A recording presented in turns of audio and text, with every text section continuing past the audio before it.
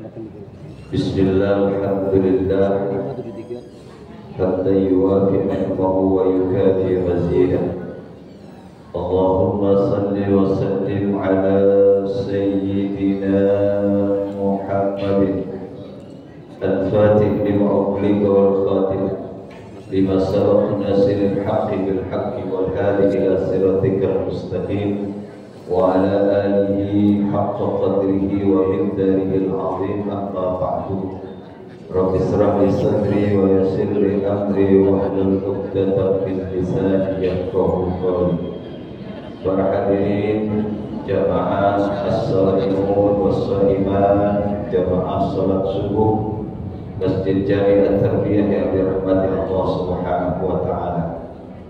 Alhamdulillah, di pagi hari yang berbahagia dan mulia ini Allah masih izinkan kita terjaga dalam keadaan ditetapkan iman Islam kita. Allah masih berikan kucuran taufik hidayahnya.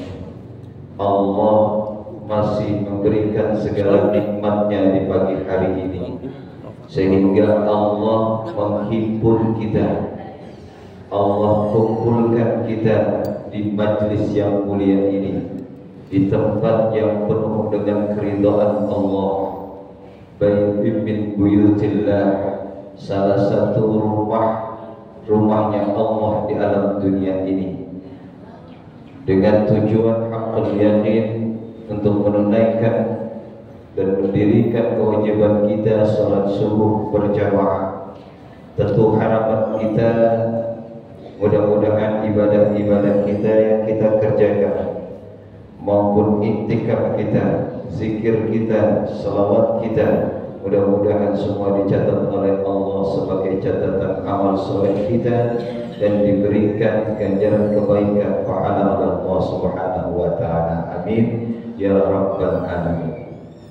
Untuk kesekian kalinya alhamdulillah, di pagi hari ini pun pula Allah masih takdirkan kita sebagai hamba-hamba Allah yang terpilih, dan alhamdulillah kita insyaallah haqqul yakin berkhusnuzan kepada Allah Subhanahu wa taala.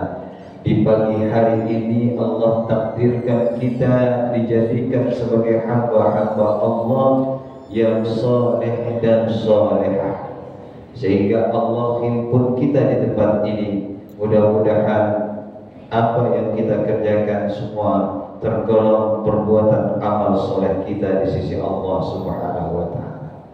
Bapak Ibu yang dirahmati Allah Subhanahu wa taala, berbicara amal soleh enggak gampang, Bu. Banyak yang notabene-nya sebagai ngaku sebagai hamba Allah, beriman kepada Allah dan Rasulnya, beriman kepada yaumul akhirnya, tapi dalam perilaku dan tingkah laku di dalam kehidupannya jauh dari saudara-saudara kita berbuat amal soleh.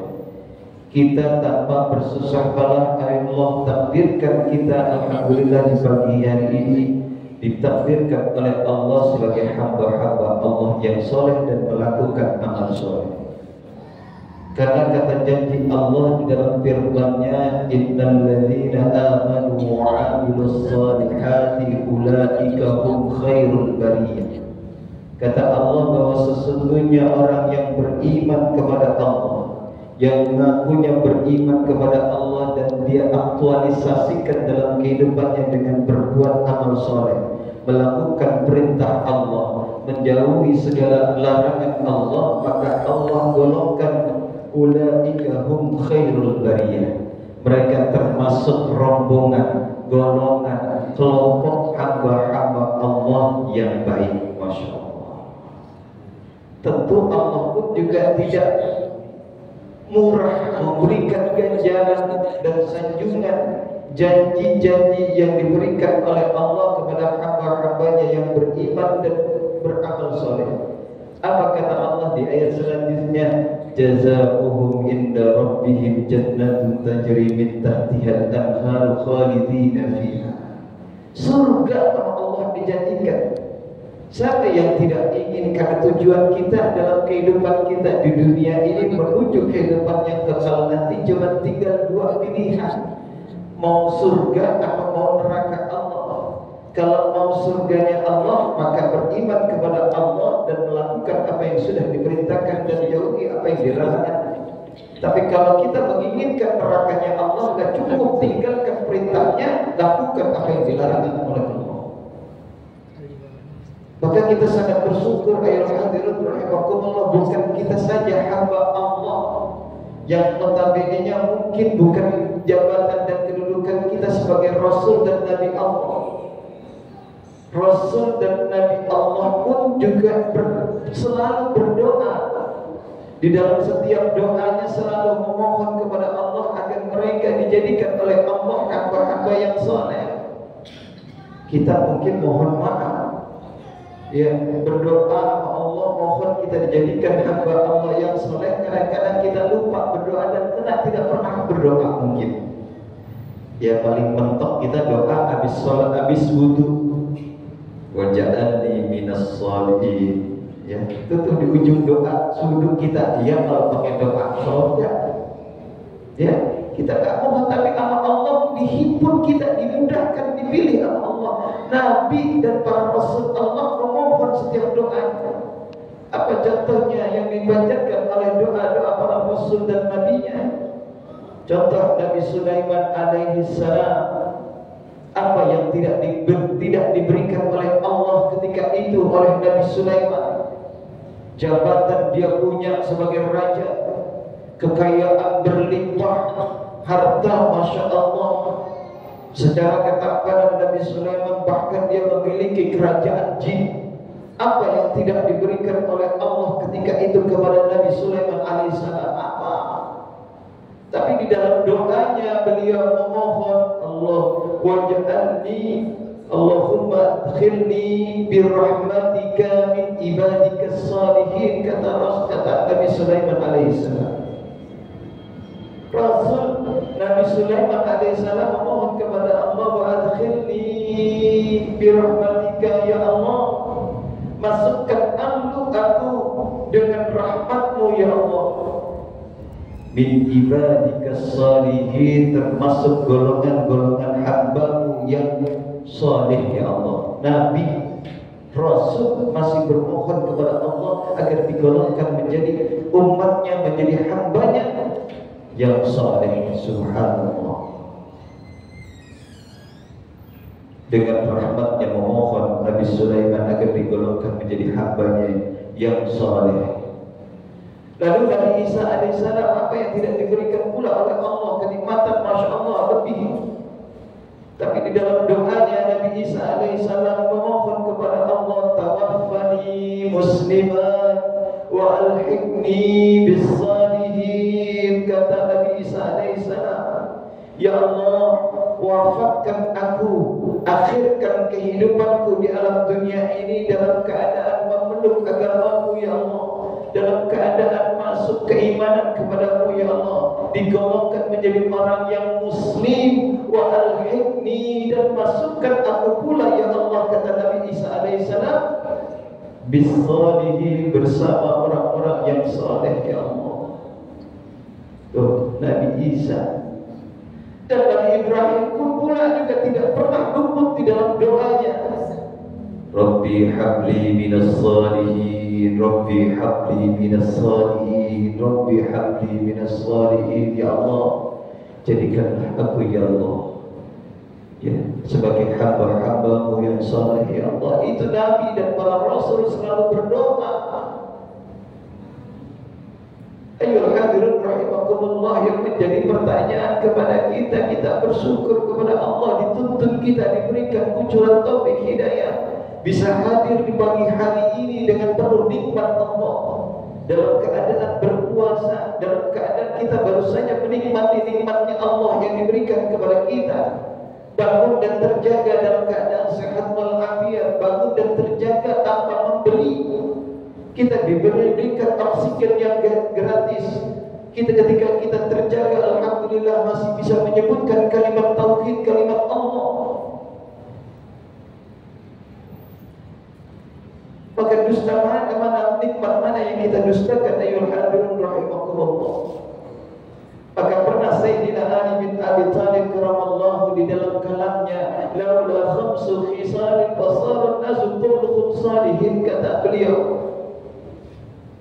Maka kata beliau benar-benar kalau bukan lantaran 5 penyakit, 5 perkara yang ada di dalam tubuh kita, di dalam tubuh manusia, maka seluruh manusia di alam dunia ini semua akan tergolongkan orang-orang yang soleh kepada Allah Subhanahu wa Ta'ala.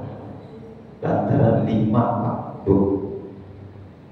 Apa 5 penyakit yang ada di dalam kita, di dalam diri kita, sehingga Allah tidak takdirkan kita sebagai hamba-hamba Allah yang soleh?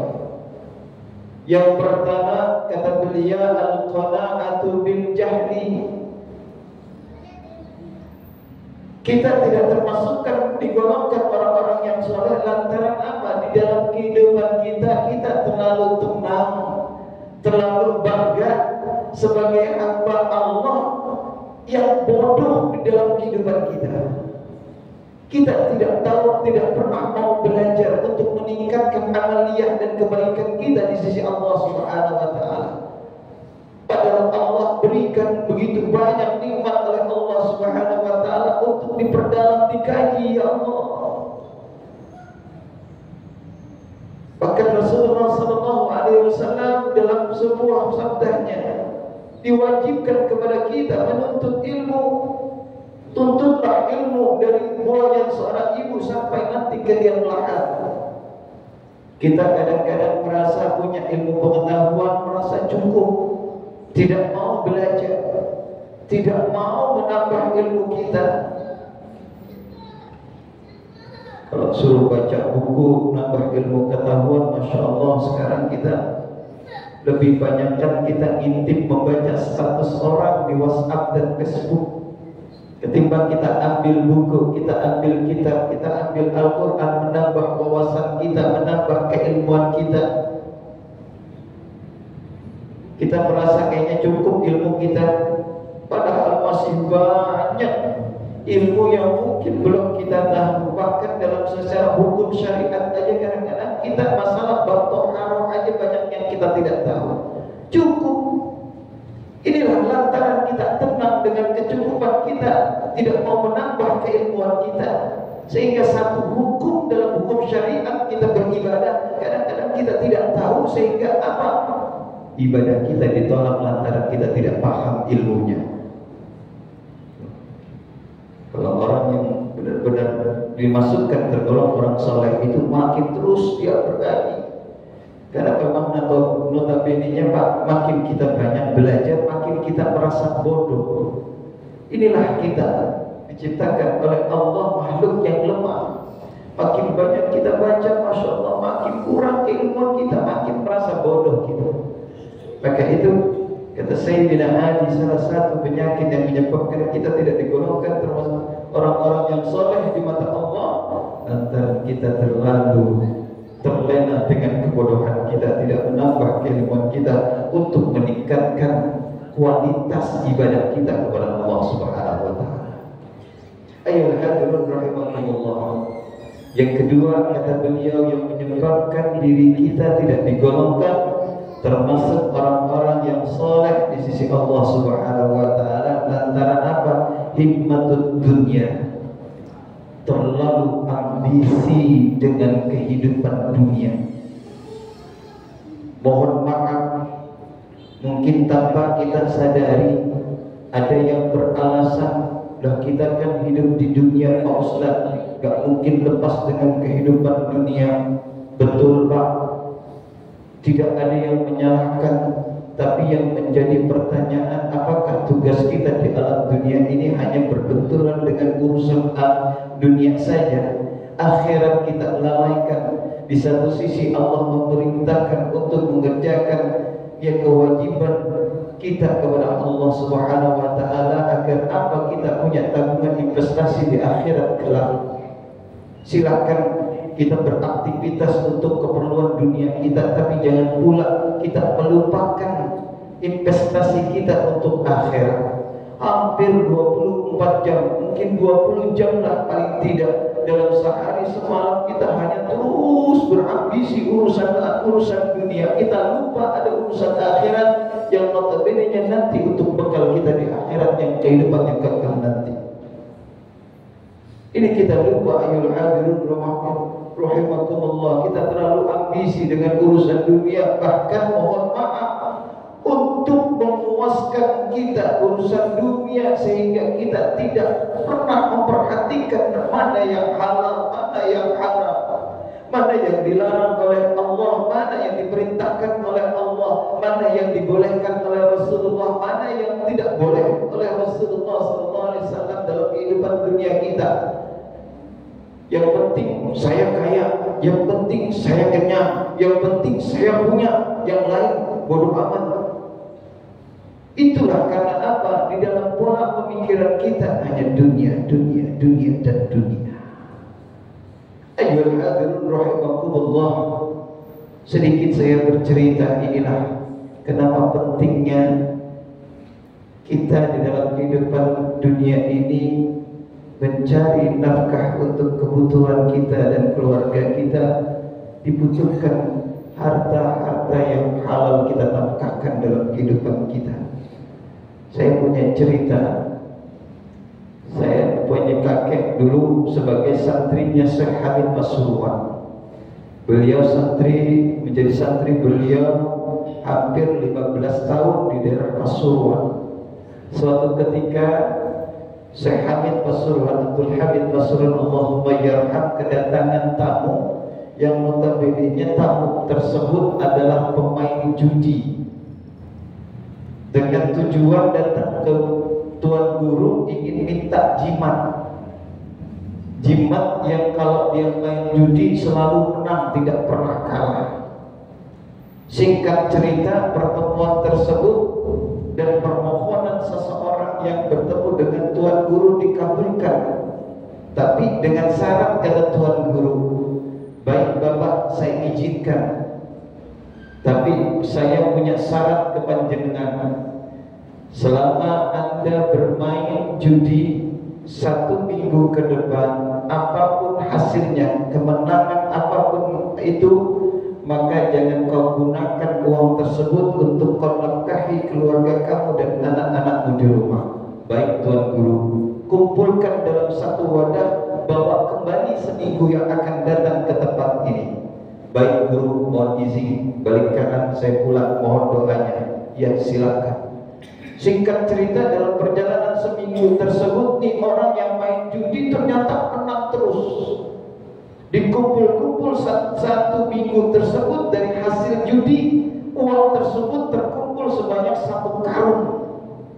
Fantastis. Singkat cerita, akhirnya dibawalah uang tersebut di tempat karung tersebut, memenuhi janji dia kepada Tuan Guru. Bertemulah sang guru, alhamdulillah.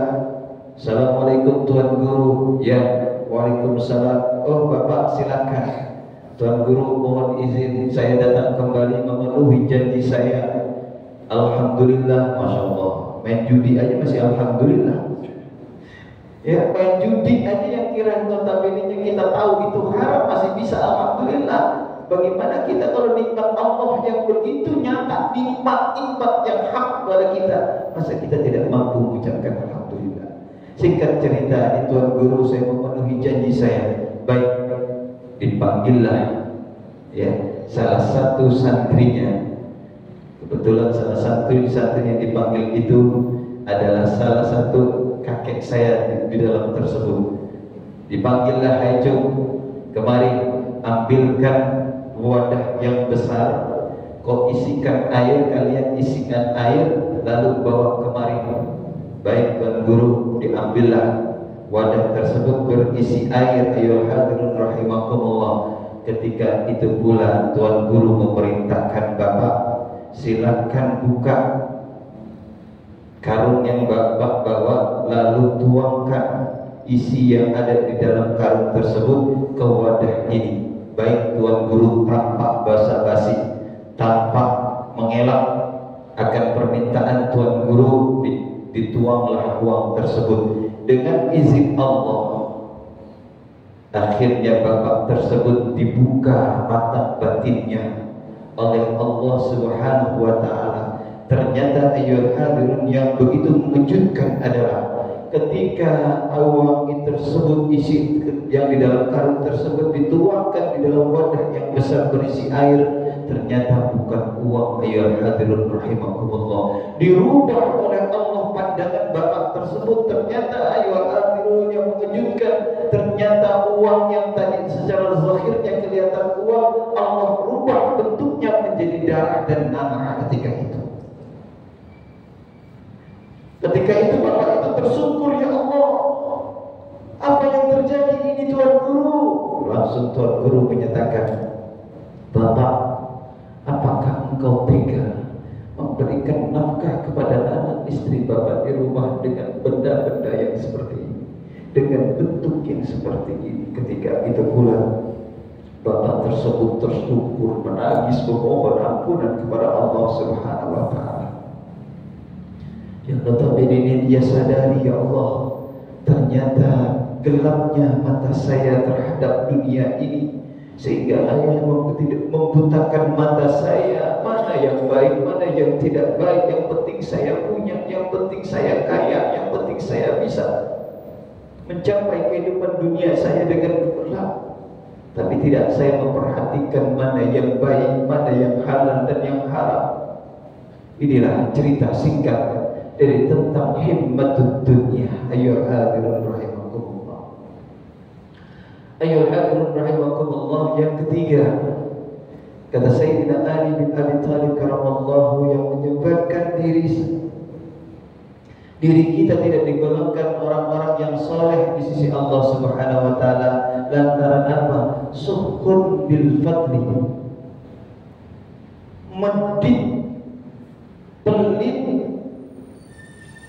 apa kalau bahasa kita, ya, korek, ya, atas apa karunia apa yang telah diberikan oleh Allah Subhanahu wa Ta'ala. Kadang kita, masya Allah, ya hadirun rahimakumullah, merasa apa yang kita dapat di dalam kehidupan kita, apalagi terlebih-lebih Pak Bu, hasil jerih payah kita, kadang sebagian diri kita menganggap itu semua milik kita. Kita lupa dari apa yang diberikan oleh Allah, kenikmatan yang diberikan oleh Allah ini ada hak orang lain yang bisa harus kita berikan. Sehingga Ramadan ini pula mengajarkan kita agar kita berbagi. Ramadan ini mengajarkan membakar kita, rasa emosi kita, rasa egois kita, rasa ingin menang sendiri, mementingkan kepentingan sendiri, orang lain biarin kelaparan. Ini puasa mengajarkan kita agar kita berbagi.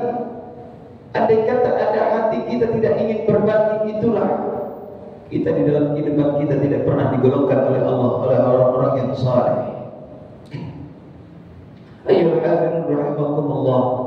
Ini mohon maaf yang disebut sukhun di dalam bahasa Arab beda Pak dengan bakhil. Kita kadang-kadang memaknakan bakhil, ya pelit itu bahasa Arabnya bakhil. Ada yang lebih tingkatannya lebih bakhil bin bakhil. Pelit di atasnya pelit Pak. Kalau bakhil itu pengertian sederhananya begini.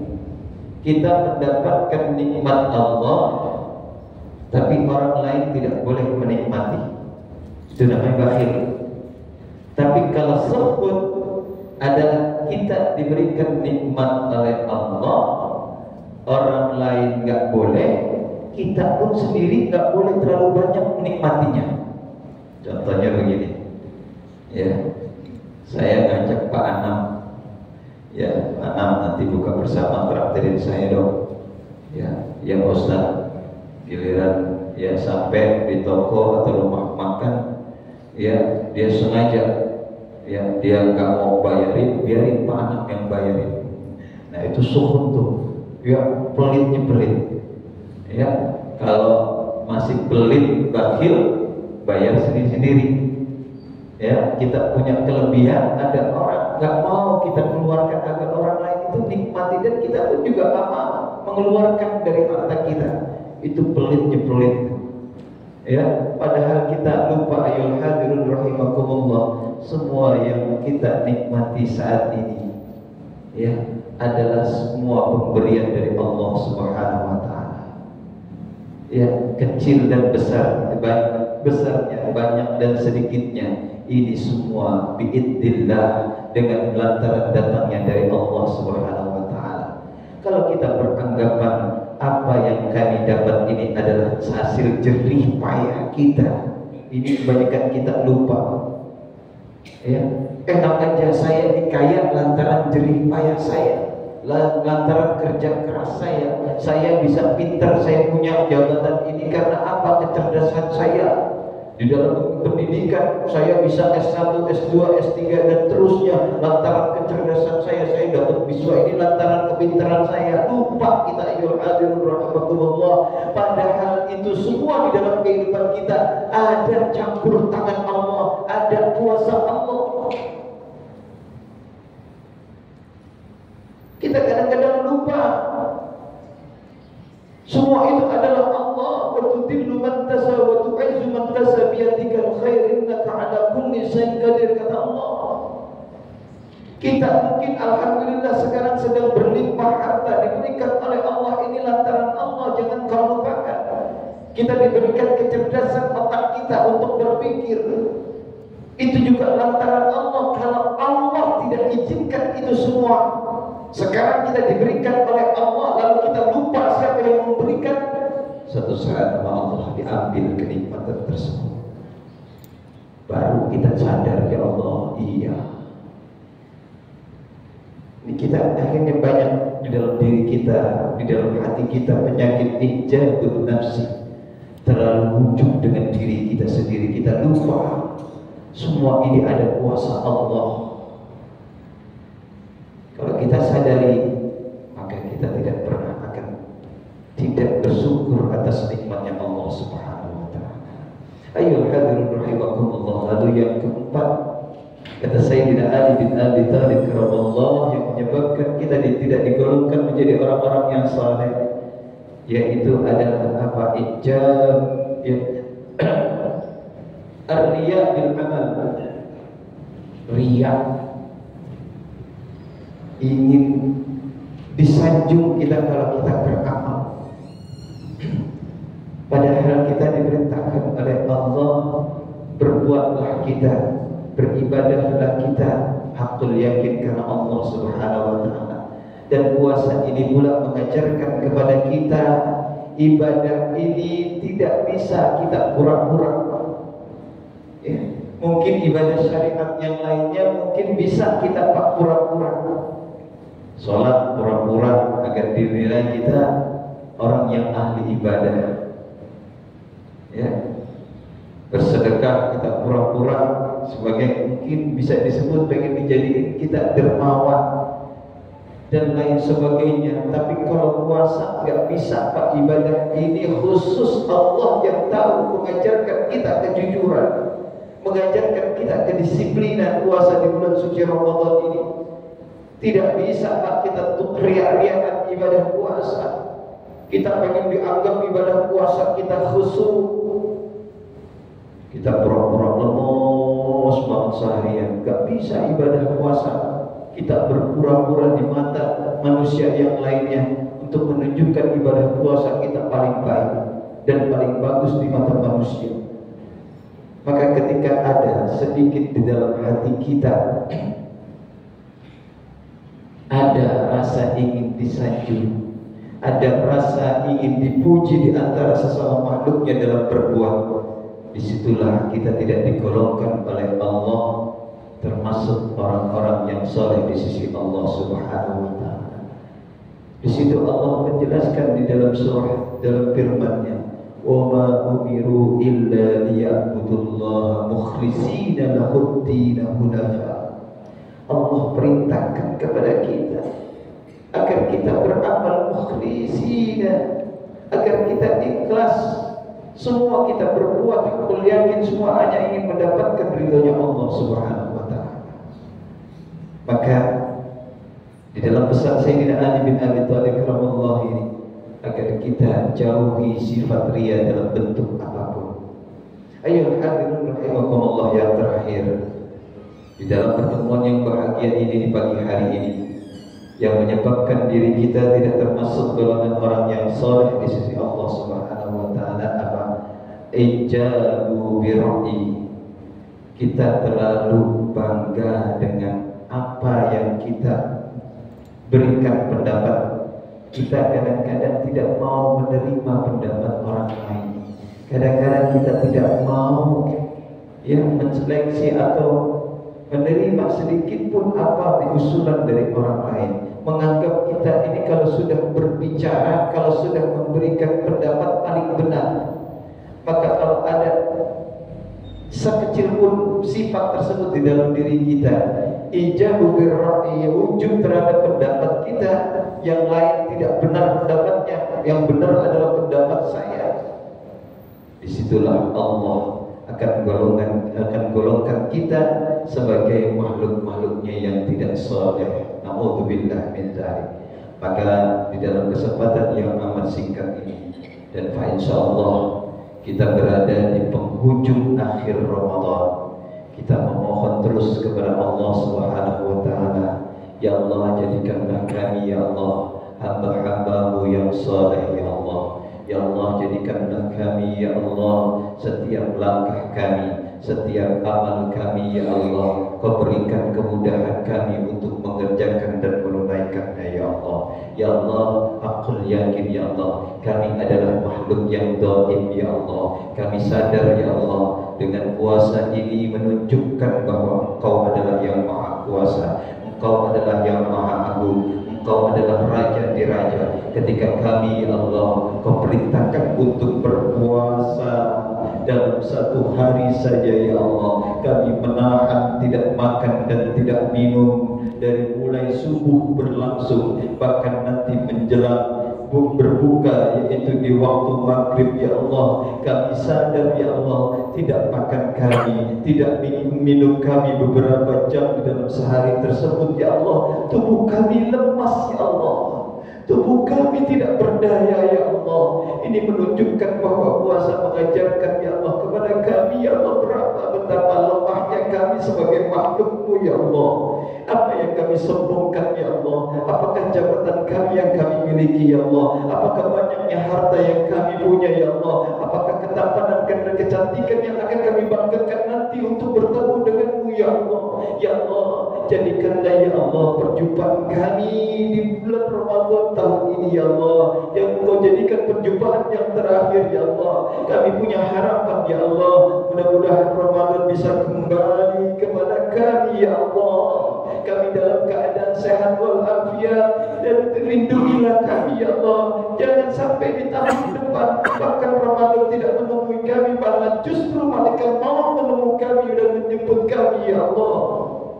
Ya Allah, terimalah kami ya Allah, ibadah kami ya Allah. Di penghujung akhir ini ya Allah, berikanlah kami kekuatan iman dan takwa kami ya Allah. Izinkanlah kami ya Allah menyelesaikan ibadah-ibadah puasa di tahun ini dengan baik ya Allah. Terimalah sedekah kami ya Allah, terimalah ibadah salat wajib kami ya Allah, terimalah qiyamul lail ya Allah. Ayo hadirin rahimakumullah, mudah-mudahan kita diberikan kemudahan oleh Allah Subhanahu wa taala di penghujung akhir Ramadan ini. Saya berpesan al-fakir, mari kita tingkatkan doa-doa kita kepada Allah. Ya, jangan tunggu lagi, mungkin esok udah Idul Fitri atau lusa. Jangan lepaskan Ramadan pergi dengan begitu saja, tidak membawa doa-doa kita kepada Allah Subhanahu wa taala. Karena di dalam surah Al-Baqarah, dari 3 ayat yang menunjukkan perintah kita puasa Ramadan, ada 1 ayat yang menarik menjadi perhatian kita. Adalah di situ Allah memerintahkan dan memberitakan kepada kita, ayo di bulan puasa Ramadan ini banyaklah kalian berdoa, karena memang bulan puasa itu adalah waktunya kita berdoa kepada Allah. Ya, bukan doa untuk hari ini saja, bahkan kita berdoa agar mungkin 1 bulan ke depan, 2 bulan ke depan, 1 tahun ke depan, doa itu kita panjatkan saat ini. Karena kalau kita panjatkan saat ini, ibarat kata kita udah waiting list sama Allah, dijawab sama Allah. Ya, nanti saya berikan. Ya, saya jawab. Apa buktinya? Allah berfirman, "Idza sa'alaka ibadi anni fa inni qaribun." Idza sa'alaka ibadi, apabila bertanya wahai Muhammad, umatku, hambaku, katakan kepada mereka, fa inni qaribun, bahwa diri saya ini dekat. Apa buktinya? Dilanjutkan oleh ayatnya, apabila mereka meminta kepadaku, ujibud da'wati ta'ala, saya akan jawab. Maka ini kesempatan kita yakini bulan Ramadan itu adalah bulan di mana doa-doa kita dikabul oleh Allah Subhanahu wa taala.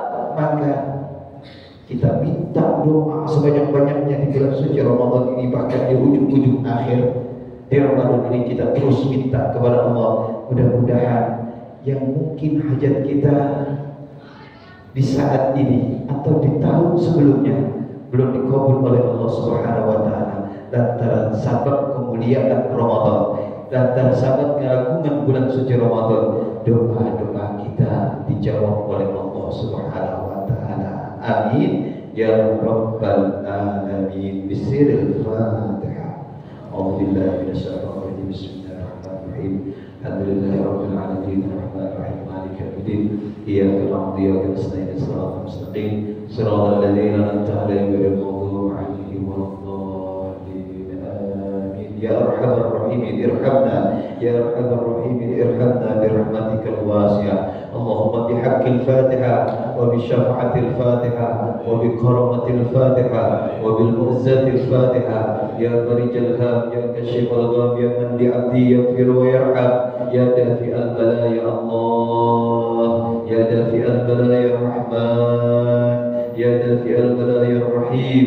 Allahumma iftah lana abwabal khair, Allahumma iftah lana abwabal barakah, Allahumma iftah lana abwabal rahmah, Allahumma iftah lana abwabal maghfirah, Allahumma iftah lana abwabal tawbah, Allahumma iftah lana abwabal ilman nafi'ah, Allahumma iftah lana abwabal rizqal wasi'ah wa 'amalan salihan mutaqabbala. Allahumma ij'al jam'ana hadha jam'an marhuma, Allahumma ij'al jam'ana hadha jam'an mashkura, Allahumma ij'al jam'ana hadha jam'an mashkura wa tafarraquna ba'da hadha tafarruqan ma'suma. Da'wahum biya subhanaka Allahumma, tahiyyatu biya salam, wa akhiru da'wana alhamdulillahi rabbil alamin. Kurang lebihnya mohon maaf. Wallahu muwaffiq ila aqwamit thoriq. Wassalamualaikum warahmatullahi wabarakatuh.